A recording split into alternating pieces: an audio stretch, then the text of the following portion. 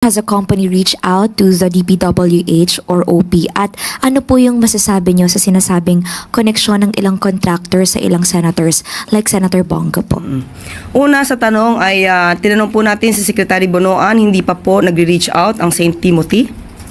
At patungkol naman po doon sa mga top 15 contractors na di umano may kaugnayan sa mga senador, katulad ni Senator Bongo, paiimbestigahan naman po ito.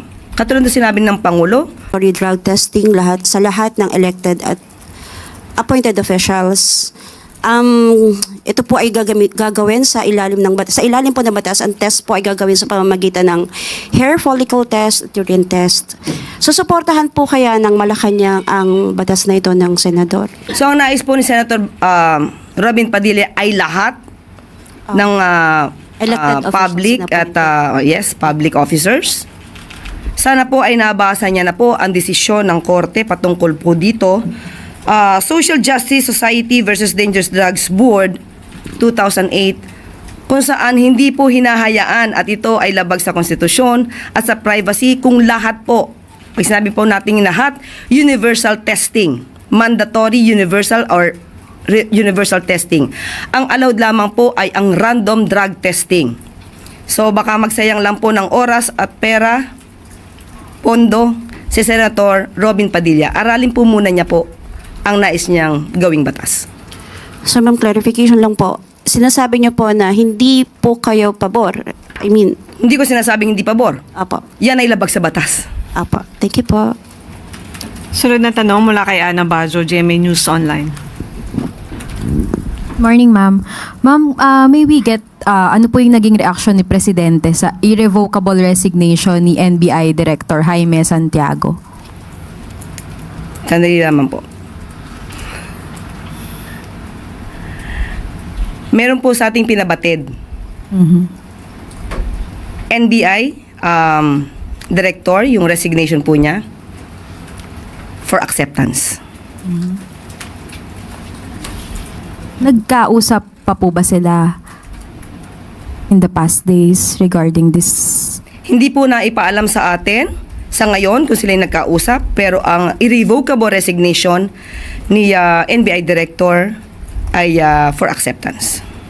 Ma'am, how will this affect yung mga investigation na ginagawa ng NBI, lalong-lalo na po yung sa missing sa Bongero case? Marami naman pong mga tao pa rin po na may kredibilidad at maaasahan at mapagkakatiwalaan. Sila pa rin po ay patuloy na nagtatrabaho para dito. Meron po kaya tayo na ma'am na shortlist kung sino po ang papalit kay Santiago? Sa ngayon, wala pa po sa ating ibinibigay na anumang detalye.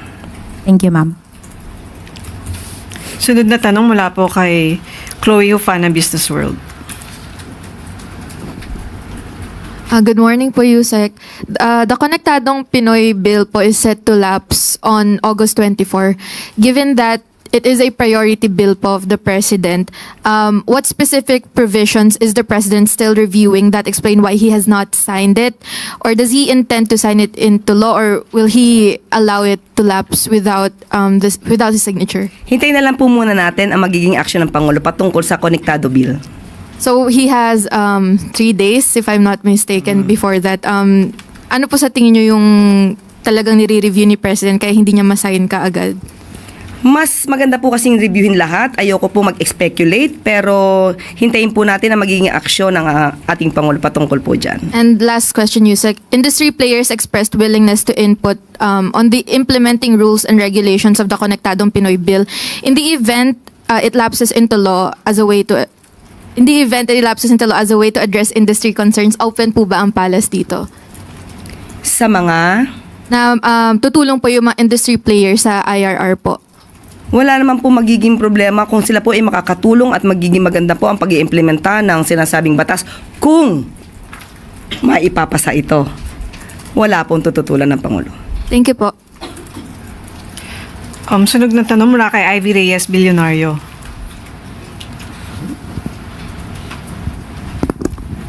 Morning po, Yusek. May we get the palace's reaction to former DPWH Secretary Rogelio Singson, who's questioning the administrations that came after the Pinoy admin. Sabi po ni former Sec, the Aquino admin left a 351 billion peso flood control master plan, but that succeeding governments never acted on it po. Nadinig po rin natin yan at tinanong po din natin si Secretary Bonoan kung na-turn over ba itong mga sinasabing master plan. Sa kanyang pagkakaalam at sinabi po sa atin kanina ay wala rin po siya natanggap. Thank you po. Sunod na tanong mula kay Ann Soberano, Bombo Radio. Thank you, Yusek. Good morning. Ulitin ko lang, yung kay Ivy, walang natanggap na turnover mula kay then Secretary DPWH Secretary Mark Villar. Malapit man, kaibigan man, malapit sa kanyang puso.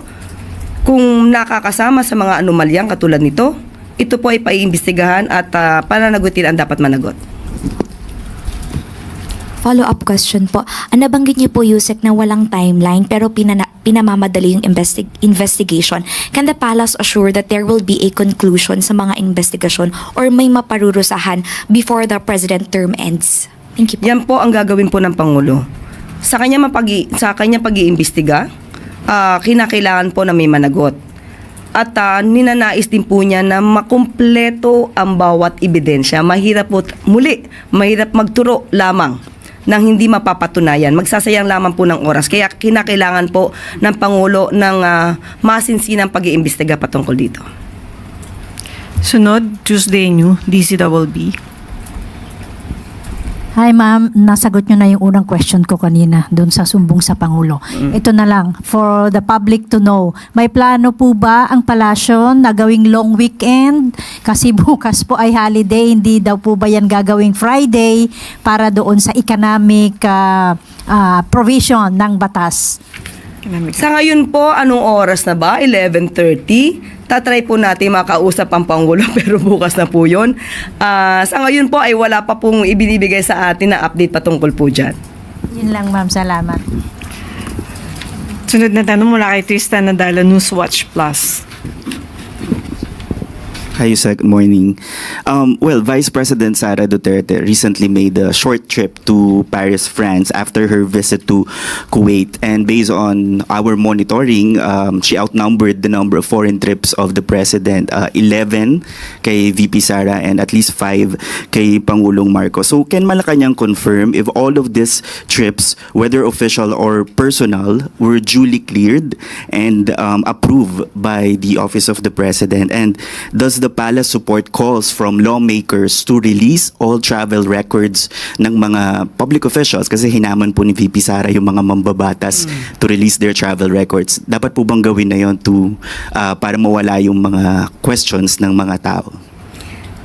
Yung travel po ng Vice Presidente, natuloy din po yung sa Kuwait.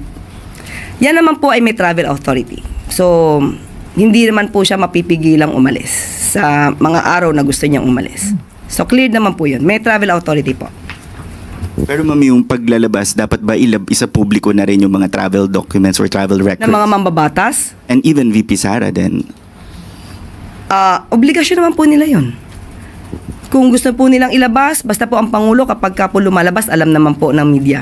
At pinapaalam po at nagre-report ng kanyang mga pangyayari at kanyang maaaring nakakuha ng mga investments at para sa mga turismo. Nagre-report po ang Pangulo. Okay. Speaking of the Kuwait trip, si VP Duterte rin po ay may na-mention siya about the country's education system.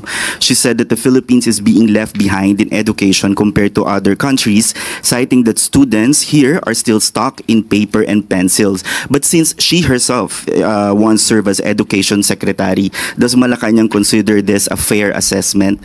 And what is the palace response to her remarks?